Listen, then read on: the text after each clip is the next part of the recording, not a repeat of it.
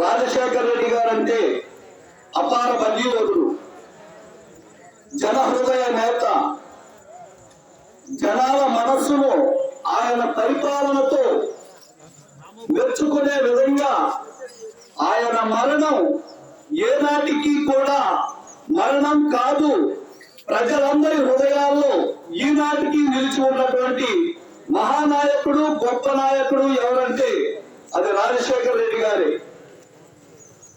ఒక రైతు కష్టాన్ని తెలుసుకొని రుణమాఫీ చేస్తారని మాట ఇచ్చిన తర్వాత ఆ మాటను పోనివ్వకుండా ఒకేసారిగా ప్రతి ఒక్కటి కూడా రుణమాఫీ చేసినటువంటి ఘనత ఎవరికన్నా ఉందంటే అది ఒక్క రాజశేఖర రెడ్డి గారికి మాత్రమే. రాజశేఖర రెడ్డి గారిని చూసి నేను రుణమాఫీ చేస్తానని మాటను కాపాడుకోలేని పరిస్థితులు ఎంతో మంది నాయకులను చూశాం. కానీ రాజశేఖర రెడ్డి గారు ఇచ్చిన మాటకు కట్టుబడి ప్రతి ఒక్క సంక్షేమ పథకాన్ని నెరవేర్చిన ఘనత అది రాజశేఖర రెడ్డి గారికే చెల్లుతుంది. అలాగే పేదవాడి ఆరోగ్యం